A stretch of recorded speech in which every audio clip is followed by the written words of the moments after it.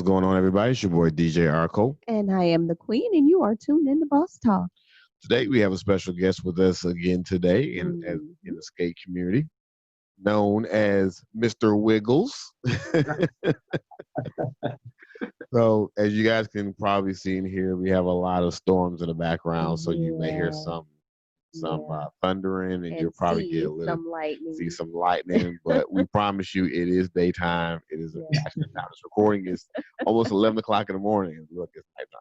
So, with that being said, we're gonna go ahead and get started with Mr. Wiggles here. So we're all just gonna start with our signature question, and that is, how long have you been skating? I've been skating since I was 8 years old. Now I'm 43 now. Mm-hmm. Actually, I started learning how to skate by accident. Like literally, I went. Yeah, how does that happen? Yeah, I went skating with my father on a Sunday, and I had never skated before. And he thought I had school, and I said no, I didn't have school the next day. On that Monday, I had parent-teacher conference, so he let me go. So I asked him if I could go, and would he teach me? He said yeah. So he put me in line. I'm all excited and everything. He picks out my skates and he laces them up, and literally he holds my hand and takes me to the edge of the skate floor and just pushes me out there, and that was my lesson. He threw you to the wolves. Daddy! And I'm dark skinned, but I had black and blue marks all over me because I was falling. So I actually learned I started skating. I learned how to stop falling. Okay. That's a good analogy, right? Yeah, sometimes that's the best way to learn. Just get thrown out there to the wolves, just like with swimming. Some people just throw their kids in the water and say, "You better make it." Exactly. You're gonna be here. So a little bit more. I got tired of kids who could skate, pointing and laughing and stuff like that. So I started skating outside. I started skating in the kitchen. I started skating in the basement wherever I could. And I'm not sure if y'all remember those skates that you could put over your tennis shoes. Yeah. Yes. Mm-hmm. Mm-hmm. And that's how I started until I got my first pair of skates. And I've been skating ever since. And I used to skate I still can, Detroit style, straight leg on the slide and stuff like that, because I'm from Toledo, Ohio originally. Okay. And, then of course I went to Ohio State and Columbus, and my first job literally was at the skate rink at Columbus. So USA North, and I was a floor guard. So in order to keep up with the kids, I had to learn how to do the Ohio bounce, basically, as they call it. Hey. Mm-hmm. Rest is history. I just started coming up with my own style. And actually, the late, great Coop from Columbus Finest on Wheels, he actually gave me my name, Mr. Wiggles, before I even got it on the shirt. Because literally there, and I was doing my thing. And so I joined the Easy Roller Skate Club, and they asked me to pick a name. So it was just, they had called me Mr. Wiggles before I even got the shirt. So the rest is history. Skating literally is a stress reliever. I tell a lot of people in the gym, if you truly want to get into great cardio shape, go to the skate rink. Most definitely. I was actually going to ask you, how did you get your name, Mr. Wiggles? Because that's a unique name. But why did he call you Mr. Wiggles? What were you doing that he thought Wiggles? It's funny because I was joining the Easy Roller Skate Club. You had to pick a name, and I was going to go with Crazy Legs. And this little girl, she probably was about 8 years old. I was 21 at that time. And she said, no, you should be called Mr. Wiggles, because every time you skate, she said, it's like you have no bones in your body. She said, it's like like Gumby. So it's funny that Coop was calling me Mr. Wiggles before I became Mr. Wiggles, and this little girl kind of confirmed that's what I should have been called, and the rest is history. That's it. One thing you did say is your dad took you skating. So skating was a pastime in the family. Was he a avid skater, or was this something you guys just did for family fun? Yeah. He was one of those regulars at the skate rink. I mean, he could kick his leg up in the air, do 360, stuff like that. Do a lot, like I said, the Detroit style, where he's doing a lot of sliding and stuff like that. So everybody knew him. You see what I'm saying? But I never went, because I was into basketball. And then one day, he took me to the skate rink, and I figured, I'm a guy, I'm a kid, I could pick this up. I do wheelies on my bike and stuff like that. So skating should be nothing. And then when he pushed me out there, gravity kicked in. What'd you say? The old man can do it, I can do it. I know, right? But you ain't know what was happening, huh? Yep, exactly. So, and then and it's something, because even when I joined the Easy Rollers, like a lot of the national skate parties, I was too young to get into. I was like 20, 21 when the age limit was like 25. So, Wow. but I went there with a group, of course, and everybody kind of knew me. So, and after that, I just kept going, And then, finally, I reached the age of 25, and I was like ecstatic. And then they tried to raise it to 30. So I just made it. So, but yeah, but skating definitely is a passion for me. I even have a pair of skates that, like the skates, how the skates kind of conform to your feet. Well, the skates got so good, I used to put duct tape, around my skates just to keep them together. Do you still have them? No, they're gone. And I'm saying they're gone because I moved to Georgia and some kids hijacked my skates to buy me some more. They got tired of seeing the duct tape. Yeah. Oh, wow. So the area that you're in right now, how is the skate community right now? Actually, it's funny because I DJ as well, and like there's people from all over, in the Georgia area, especially Atlanta, particularly. Chicago, Ohio, St. Louis. Of course, you have your AT aliens. So and of course New York as well. So I've actually tried to encompass everything that I've seen into everything that I normally do, as far as the Ohio bounce. I remember one particular time, I was skating and I was getting ready to fall, and I did this move, and just off the cuff, this lady said, "Come here for a second." So I came over there. She said, "You do know you just did a JB move, right?" I was just like, "No." She was like, "Yeah." She said, "You did a JB move." And the more you see things, it just becomes it becomes part of you, and then just like naturally, your body will just do it. You know what I mean? So that's the one good thing about Atlanta. I would say there's a lot of different skate styles. And I just try to like encompass, everything that I've seen into what I do naturally. So. Okay. So now, is your DJ name DJ Wiggles or? Yep, it is. DJ. Okay. DJ Wiggles. Okay. All right, you're gonna have to send us some mixes, DJ Wiggles. You DJ in a skate rink as well as other private parties? Oh yeah, private parties, skate parties, family reunions. Like pretty much, I do. And it's funny because when I DJ at family reunions, I'll play a song that you would only hear at the skate rink, and they like love it. They've never heard it. Yeah. So I encompass, especially at skating. A lot of times, some of the DJs, they get into this routine of playing just skate music, but there's a lot of party songs that people like to skate to. Yeah. See what I'm saying? But it's just, and that's just what makes my approach different. It's like I'm going to bring like family reunion type vibes to the skate rink and vice versa. Yeah. Yeah, I think that's what DJ R. Cole was talking about yesterday. They were having a conversation about how about the music that's being played, but also how certain skaters think that you're playing just for them. Right. You have to, appease everyone that's in the rink. So you just can't be like shouting out all your favorite songs and think it's just for you. Yeah, because one of the hardest things as a DJ is literally DJing for a skating rink. Because again, every person that's in there thinks you're their personal DJ. But it's not the same at party. We are not. It's not as bad. Okay. It's not as bad. Party people, they're just there to kind of mingle. They'll socialize, stuff like that. But skaters want to skate, and they want to hear their song, and they want to hear it right now. They don't want to wait till you get to the proper BPM so you can mix it. They want you to cut off what you playing and play their stuff. But y'all, it does not work like that at all. So cut us some slack. You have the same experience when you're in the skate rink? Or do you take requests? I guess that's one thing. Do you even take requests? And if so, do you have the same experience with skaters like wanting their song right now? Yeah. Oh, yeah. I always take requests. But it's just a matter of timing because, like you were saying, you might be at a 88 beat per minute, and then they want you to play a 105 beat per minute song, and you just can't mix those. Not right. You see what I'm saying? They pretty much have to wait. And then sometimes they'll get an attitude because they're getting ready to leave, and then the song they want to hear is cold. You gonna play my jam after I took my skates off? Yeah. And you do get that a lot. And my theory is get here on time. If you get here on time, you can tell me early, because I don't mind playing requests either, because it lets me know what the people want to hear, because people's, their preferences change, and they may have heard a song that you've never heard before. So now I can add it to my repertoire, or now I have something I can remix and turn into a skate song, whatever the case is. Because like I was saying last night with the individual, if y'all want me to play the radio stuff, y'all listen to the radio. Don't mind playing it.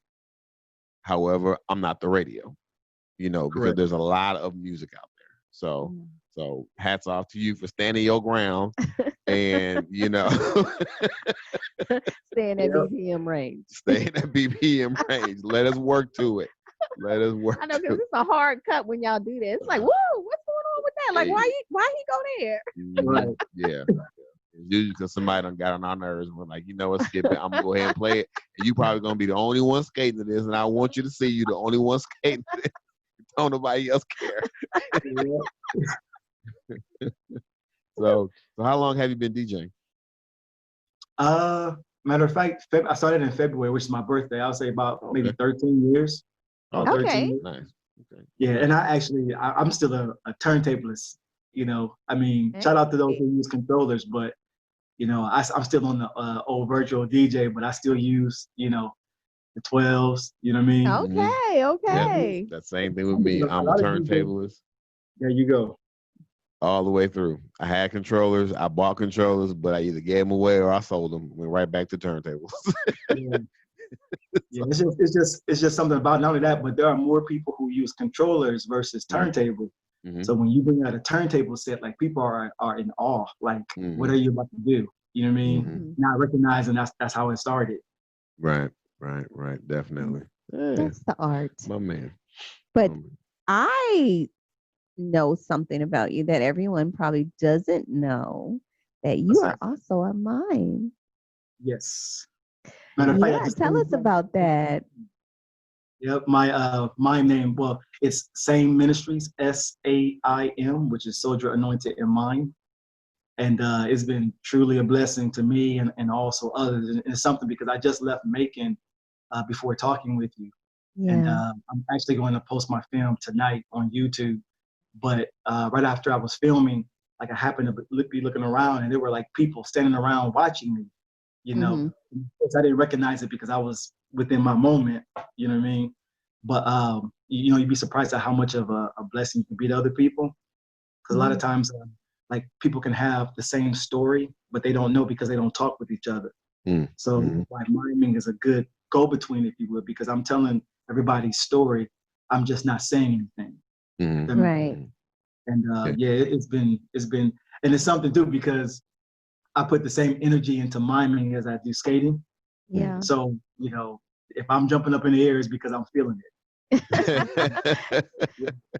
So how did you come into being a mime?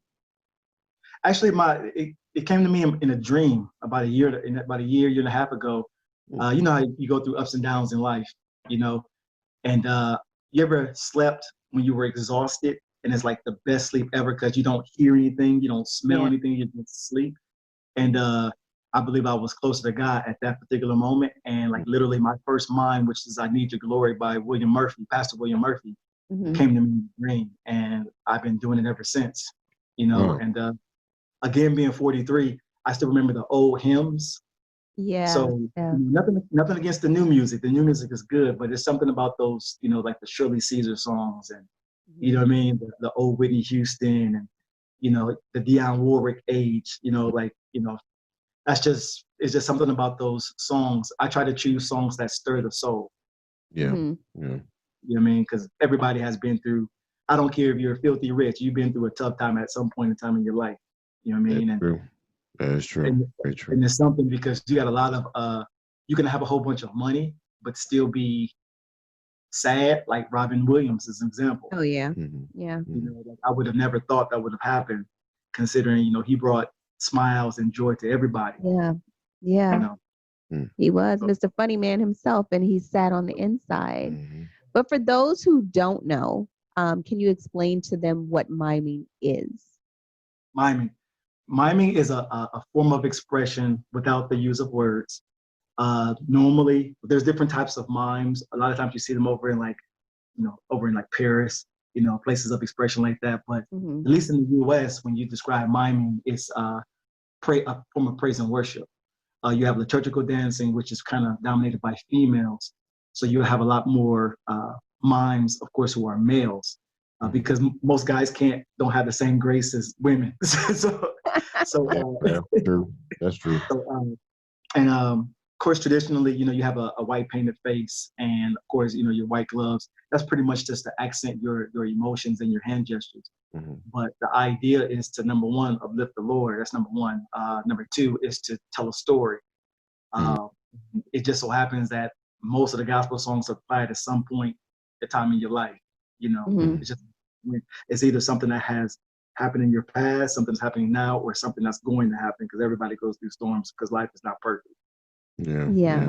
So is miming something that you strictly do for the ministry, or have you ever just showed up at the skating rink with your, mime gloves, painted, just kind of walk in, just don't say nothing to nobody, because you might be in one of those moves where you just don't want to talk to nobody. Yeah. So y'all Well, it's something because I really don't need the mime paint not to be silent, because when I go to the skate rink, I go to skate. I mean, it's a lot of fun with the skate rink, but I'm not there to try to get numbers. I'm there I pay $15 for a ticket. I'm skating. Why did you say all y'all irrelevant?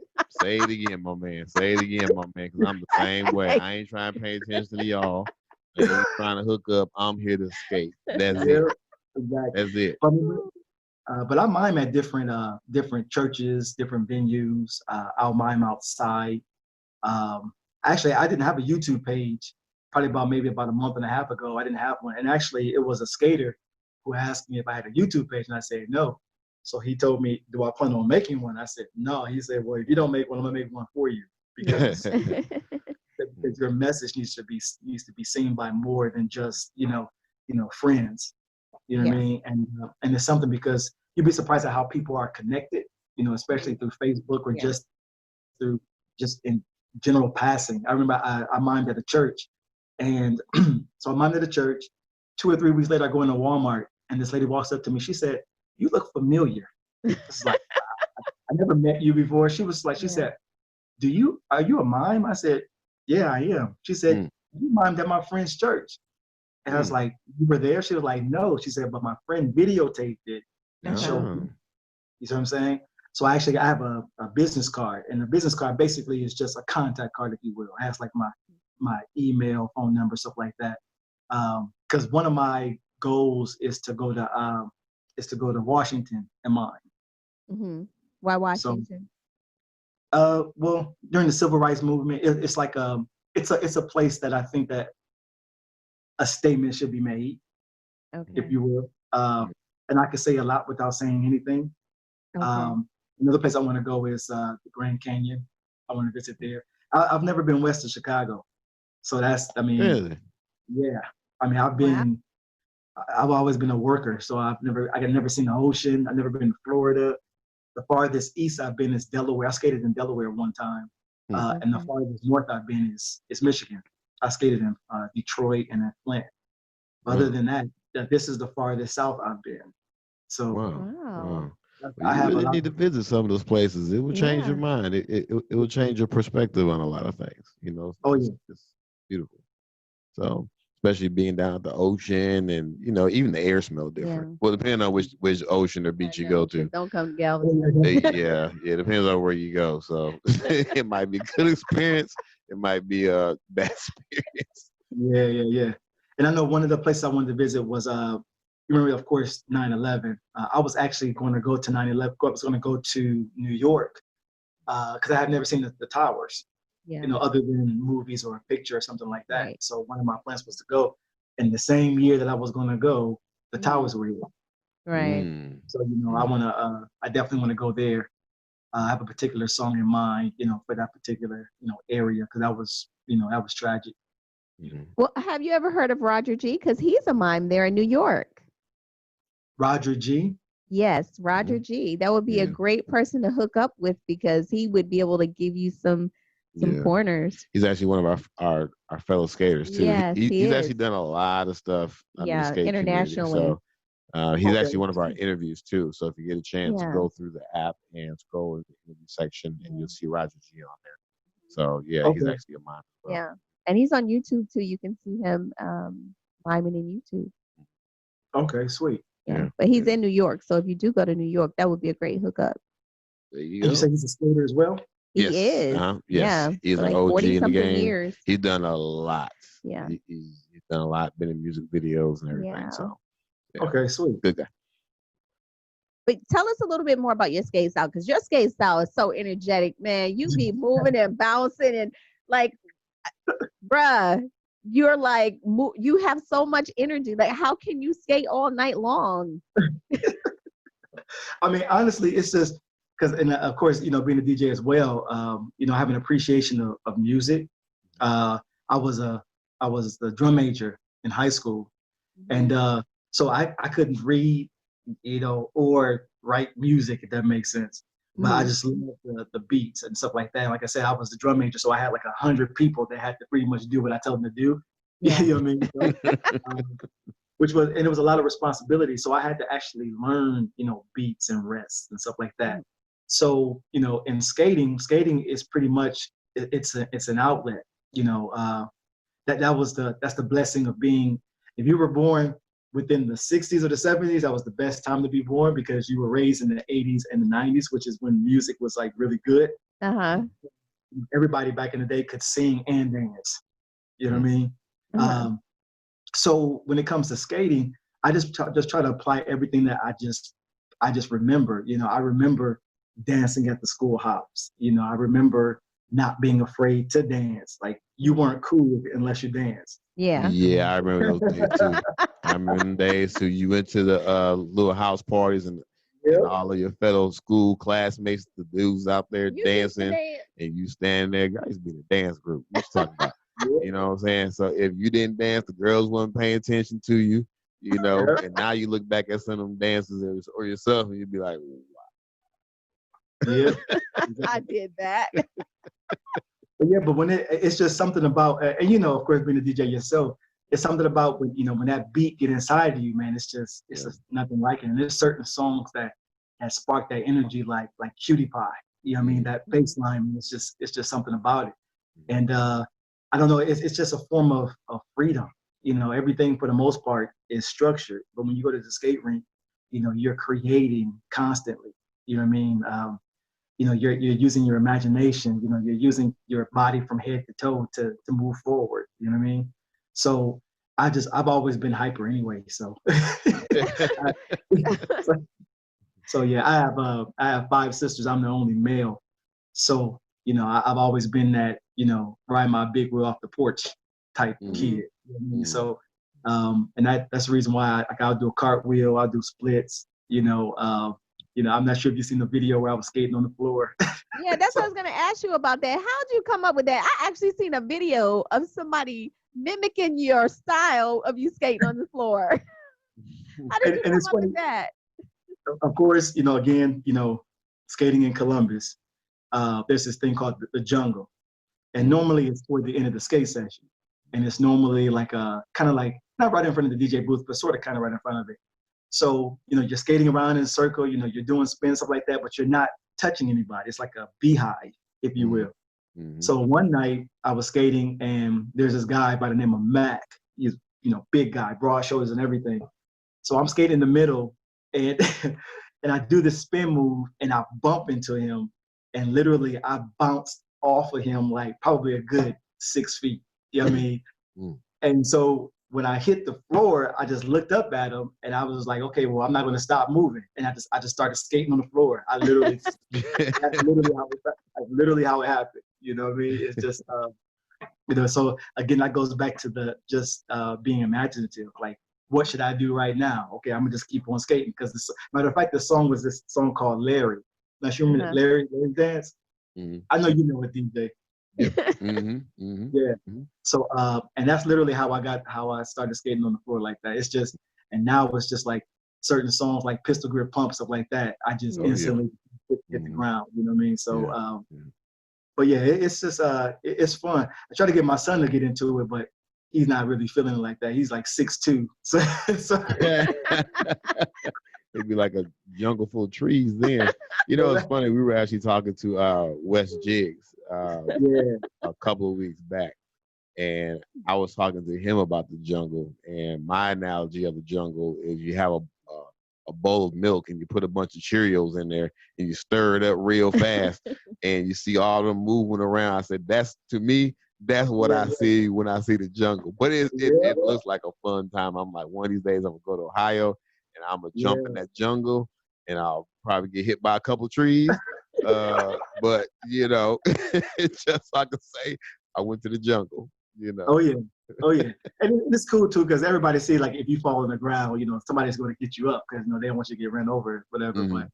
But yeah, it's definitely a good time, and it's funny because I need to get back to Columbus because I haven't been back to the skate floor in Columbus in probably a good 5 or 6 years. It's just always end up having to work, you know, that weekend. Yeah. You know, so for Icy Hot. Yeah. Well, and this year, you know, we ain't had no Icy Hot, so maybe next year. Yeah. So how have you been faring through all of this COVID? I mean, at least you can still do your miming because you don't need anybody or anything and you're in your solace moment. But how has everything else been?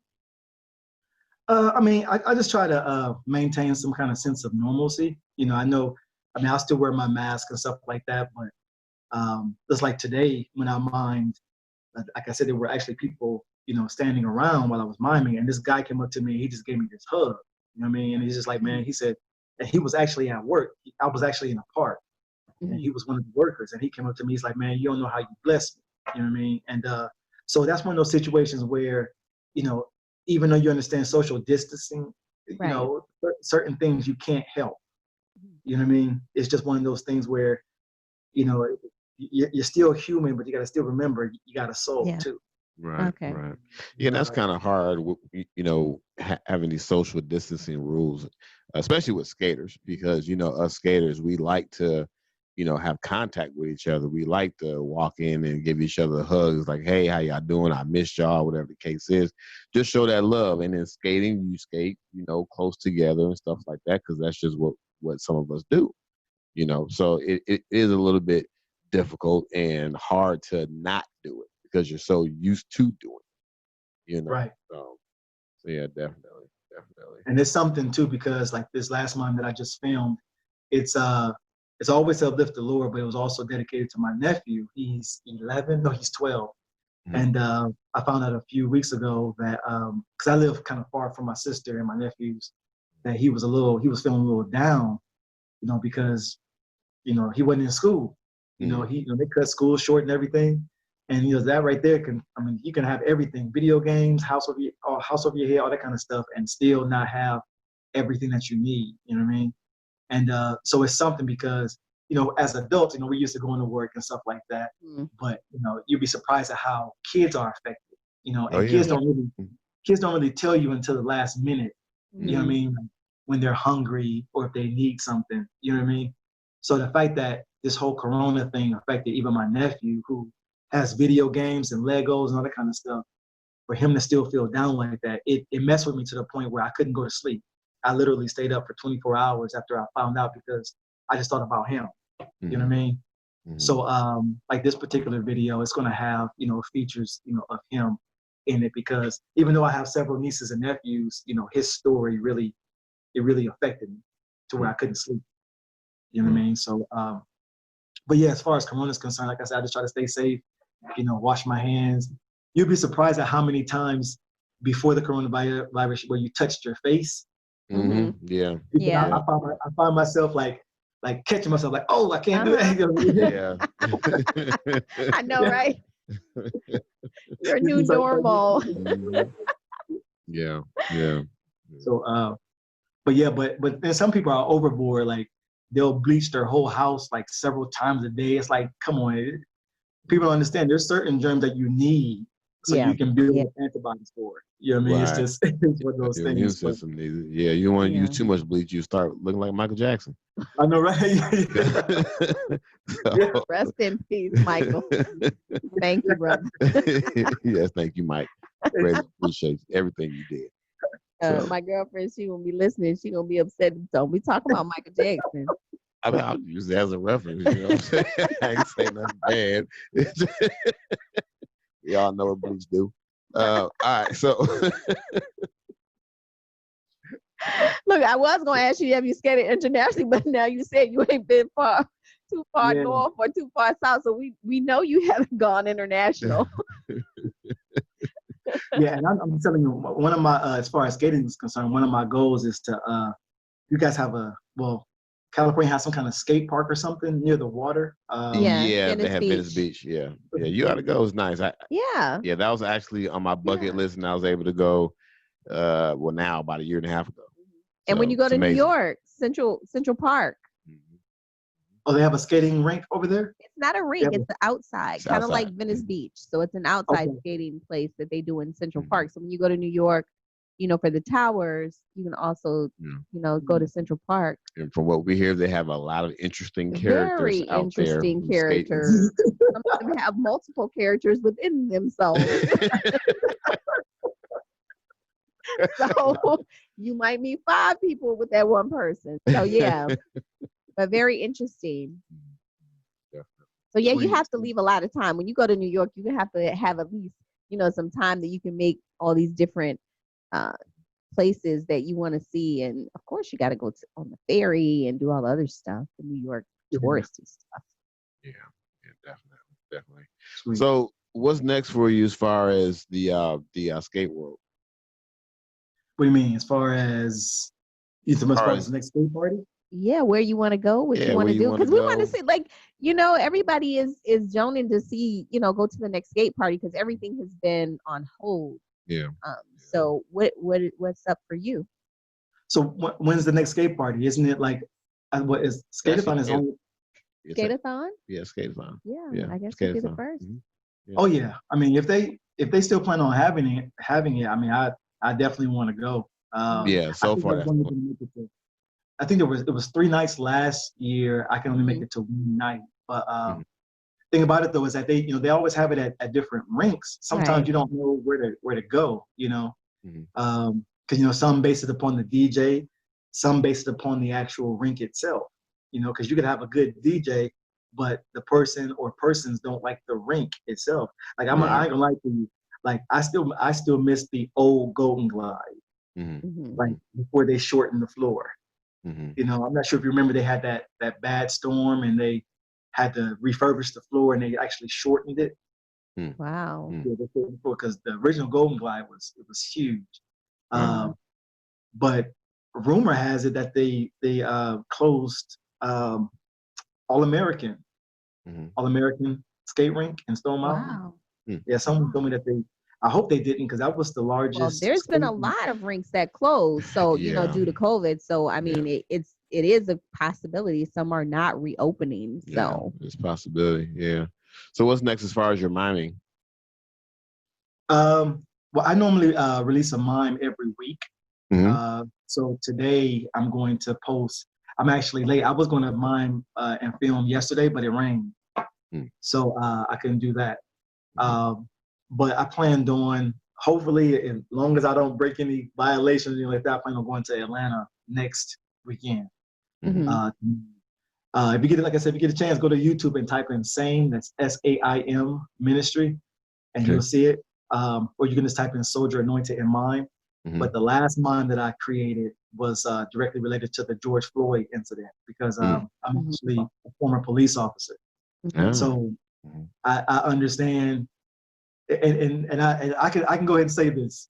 If you were to label the George Floyd incident 1, 2, 3, and 4, everything that the police did 1 through 3 was completely valid. But it wasn't the number 4 that they failed. Does that make sense?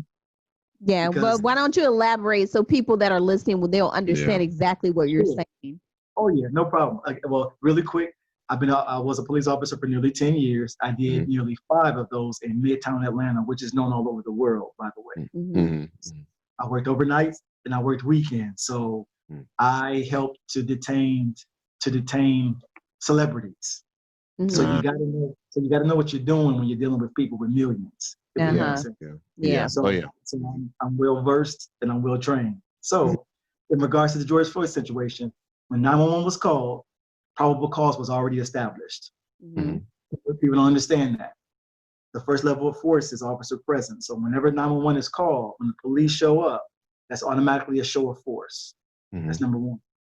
So the fact that they were called was probable cause. They had reasonable and articulable suspicion when they saw Mr. Floyd, which was pointed out by the clerks, the store employees. So when they saw him, their job is to investigate. So if that means that they have to detain the person to figure out who, what, when, where, why, and how, the law protects them in saying that they can do so. So when they put him in handcuffs, because remember, even anything that's potentially counterfeit is federal. You see what I'm saying? Because it's dealing with money. So all their investigation, getting him out the car, I have done those things. Because if I'm putting handcuffs on you and you move north, south, east, or west, according to the law, that's resisting. Because I'm trying to do a job, or the police are trying to do a job. So when they brought him over to the sidewalk, they were completely fine. But then that's when you start getting into number 4, when they put him on the ground, and then also having his neck pressed down by a knee. Tennessee versus Garner, which established the objective reasonableness standard. Basically, it determines what's reasonable for a police officer to do. It's not reasonable to put your knee in somebody's neck or choke them out or anything like that to take their life, not to do the job. You don't. The only time that you use deadly force is when deadly force is coming upon you. You don't put your knee on somebody's neck. It's just what it is. So, and I got into a lot of debates with friends and family about that, because if you have to, everybody always labels the entire incident as wrong. It's not the entire incident. It's the last part of the incident. That's why I label them 1, 2, 3, and 4. Okay. If you do that and you chop everything up, everything leading up to number 4 is perfectly right. But it wasn't until number 4 where I was grabbing my head like, oh my God, no, you can't do that. Yeah. And it's interesting. Yeah, it's interesting because we actually spoken with another officer who's a skater who's actually from New York. And, he was kind of telling us some of their, protocol and everything like that. But he was also telling us that there's also the other side of the story too. But one thing that he was saying, he was like, Cop 101 is that you do, once you have them in handcuffs, you put them on their side, not down, because naturally, if you're on your stomach, even now, because I'm gaining weight, if I lay on my stomach flat, I have a hard time breathing. So yeah, definitely. So that's another interview. Check out. His name is Terry Davis. Terry Davis. Terry Davis. We spoke to him. But and another question that I asked him, so I'll ask you, if you see something like that and it's wrong, I mean, we have people, they're filming it, great. But what can you do when you see that someone is in distress? As a civilian, what can you do when the person is calling out, you're hurting me, I can't breathe? I mean, we see it over and over. So other than filming, what can we as a civilian do to stop this type of action, this injustice? Because if you approach them, you're considered hostile. Because... Okay, here's the thing. I can't speak for others. I'm going to tell you what I would do. I would have knocked that guy off of his neck. I literally would have ran full speed. And even if it meant knocking him off and then laying flat on the ground and being arrested, that makes sense. I'm saying that's what I would have done. Especially if I was a police officer. They have this expression in law enforcement that hindsight is not 20/20. You don't know what you would do if you were there. Right. I'm saying that if I were, say, like I said, I started off with Atlanta Police. So say I was an officer. I'm still Georgia Post certified. I just don't work for a jurisdiction. But if I was working for a jurisdiction, my job is to protect life and property, and it doesn't matter what state I'm in. So I'm saying that I would have knocked that officer off of his neck. I would have laid flat on the ground, and I would have allowed myself, because they probably would have arrested me. But then they would have to search me, and then they would have saw that I was a police officer. You see where I'm going with that? Because there weren't any police around when that happened. I'm saying that it was just, they were all part of the same jurisdiction, but there weren't any other police officers around, because if there were, another police officer would have done that, should have. I know that I would. Because even if it means giving him a breath of air, sometimes people need a reset.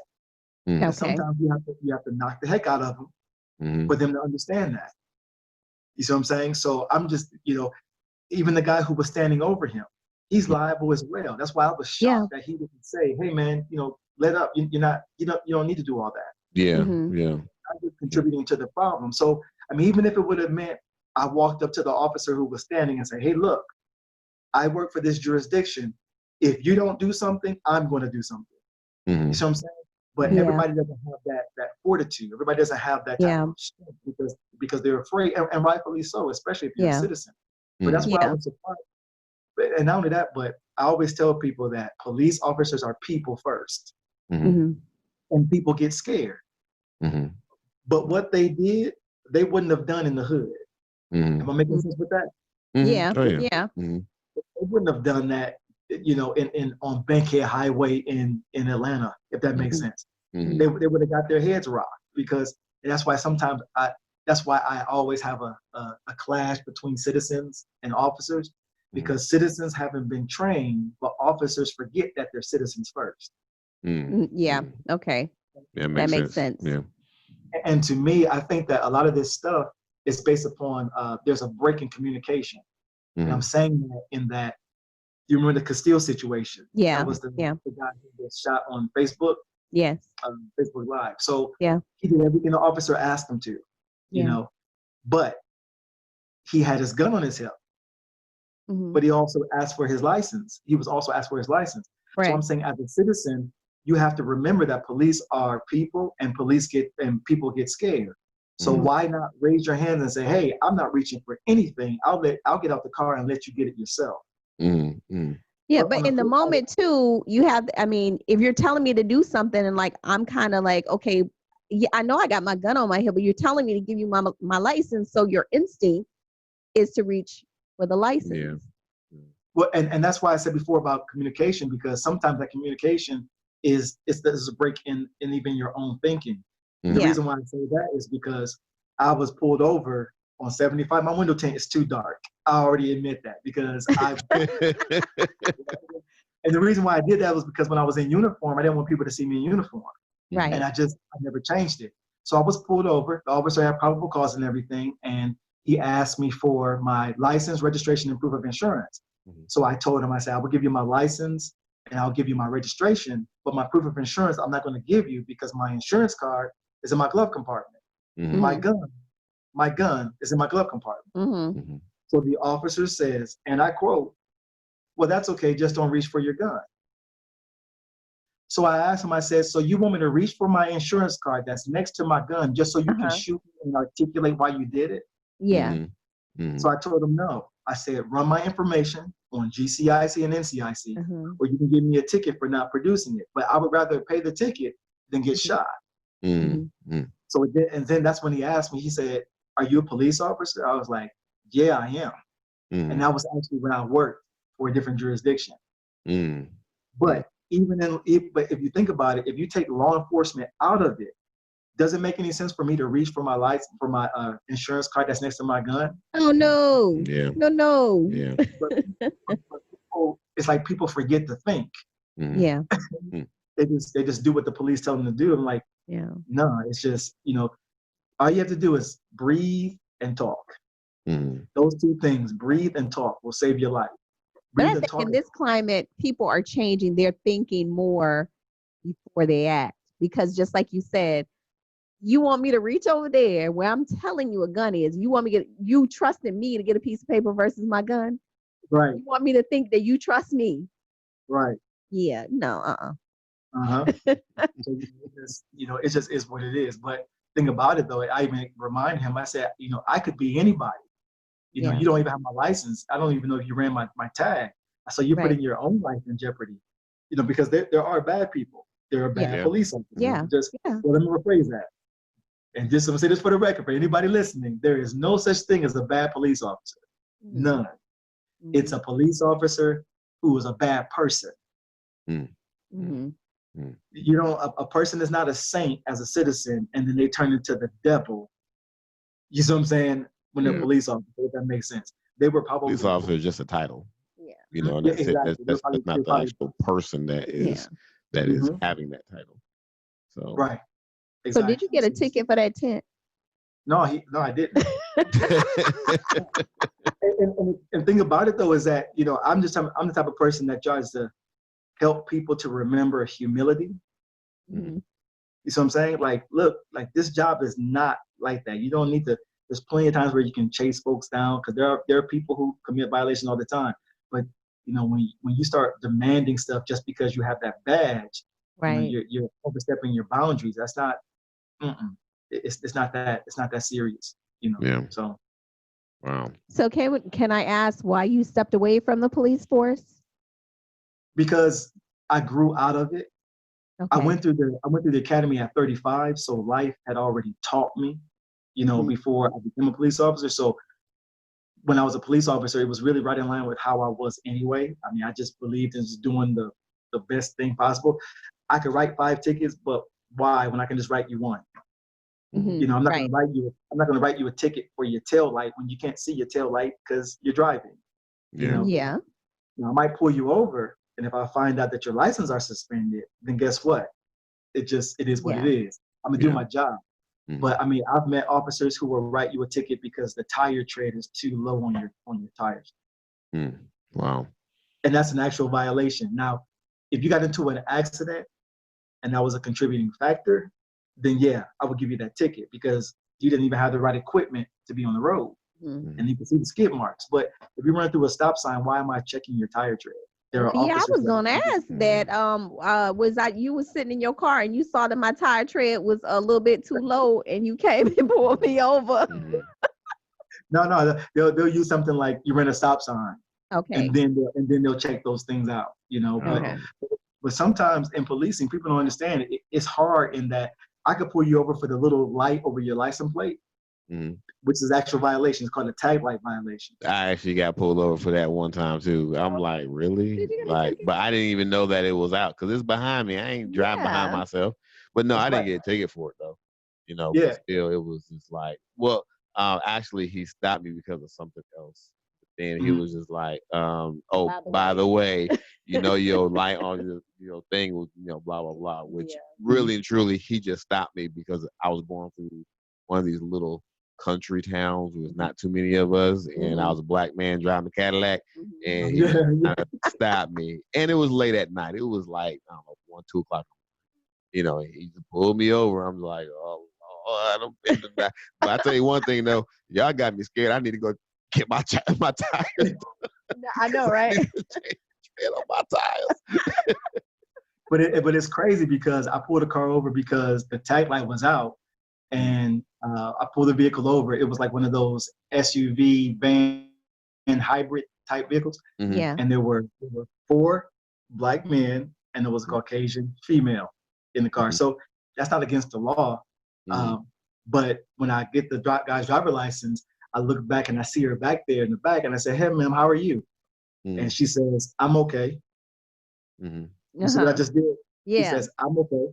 Mhm. Mm. So I call for backup. I pull her in the gas station. Come to find out, she was a runaway. Oh. Mm. Yeah. So Mm. imagine if I didn't pull him over for that tag light. Yeah. Yeah. So Wow. it's one. So you'd be surprised at how many interventions you can. I mean, I found drugs, guns off of some of the smallest, like failure to signal while turning right and left. And I find that the guy's license suspended for failure to appear. And you see what I'm saying? I'm just like, sometimes you can't help it. You just can't let Yeah. them go when you got a stolen gun in the car or stuff like that. Yeah. Yeah. Yeah. Sometimes some of the smallest things you'll find the largest result from some of the smallest things. But you Yeah. have some officers, unless you do something major, they're not pulling you over. Mhm. Where I've encountered so many crazy things in law enforcement, but So tell us some juicy stuff about these celebrities. That's what we want to know. What they be doing in their car. all I'm gonna say is all celebrities don't have valid driver license. But like that. I believe it. I believe it. I'm talking about, and of course, you show some kind of courtesy or whatever, but Yeah. sometimes, like they don't want anybody else to drive their car, so you got to Yeah. tow it. There's just certain things, but you try to make the blow as least severe as possible. But I mean, like I said, sometimes you just can't help it because, you know, once you run that information, you can't tell the National Center for, what is it? I forget, it's NCIC. I forget that quick. National Criminal Investigation Center. You can't tell them, hey, I let them go. Yeah. So you have to. They want to know why you stopped them. So there's something that you have to report on why you stopped them. Yes. Yep. Exactly. And if a person, I haven't pulled over any celebrities with any warrants, but I have pulled over celebrities that have suspended license. And, you know, if they have a failure to appear, something like that, you know, how do you tell, you know, an actual investigation center, hey, I let this person go because they're who they are? That's not going to cut it. Because Denzel said, I forgot. You just can't be telling them like that. Yeah, it's the certain things, you know. I just try to I try to be the officer that you unfortunately you never get a chance to meet. I'm like that cool, well, I should say I was that officer who was very understanding, but I was also fair, but fair is not always nice. Yeah. You know, so that's true. That's why I skate so hard, because sometimes, man, I need that relief. Yeah, there you go. There you go. There you go. I know sometimes I'd be driving, somebody cut me off, and I'd be like, where's my officers at when I need them? You know? I want to tell. So yeah, so and like I said, I'm 43. So like I said, after a while, you know, you just get kind of tired of the same old stuff. You know what I mean? So I decided to go back to school, and I want to be a math teacher. Oh, okay. Cool. Yeah. That's a big difference. Yeah. Yeah. Kudos to you. Much patience. Oh yeah. Which level do you want? High school, middle school, elementary? It depends on, because you know every curriculum, every school district is different. Anything between pre-algebra and trigonometry. Okay. Yeah, those. Yeah, I mean, I don't know. I like it when people get it. You know what I mean? And you know, kids, you have to make math and learning fun, because unfortunately, I've met some teachers who are certified that can't teach. Yeah, it's all about the testing. Like, they're only going to teach you what's on the test because their numbers have to look good. They're not really interested in what you learn. I just need you to take this test so that I look good, so I can get my raise for next year.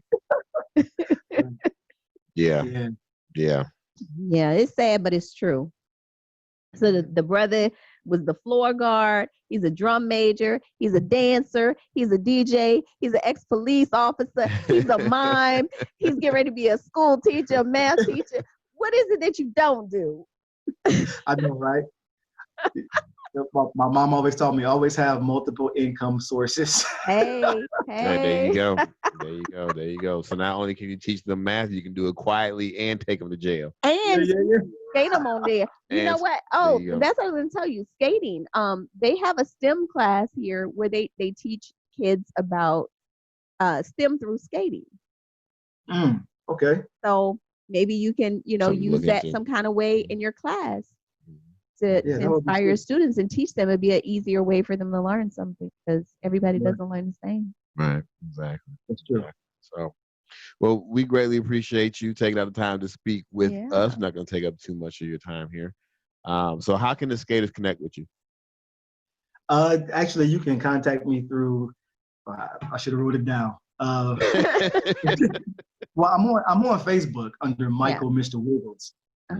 Also, you can check me out on YouTube under I Am the Same, or Same Ministries. That's SAIM, which stands for Soldier Anointed in Mind.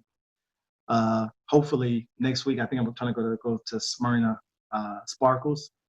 Okay. Hopefully they got it open. I haven't been there in a while. So it's open. It is? Okay. Okay. But then other than that, or you can email me at MIMORG2811@gmail.com, and we'll go from there. Cool. Sounds good. So there you have it, skaters. There you have it. So again, we want to thank you for taking out the time to speak with us. And as always, we always want to thank our listeners and people who are watching us, and those who will be watching the video as soon as we put it on the app. So if you haven't got the app, make sure you download the app. So other than that, we will see you next time, and we will see you on the wood. Okay, sweet. Peace. All right. Okay, hold on one second here. Let me stop.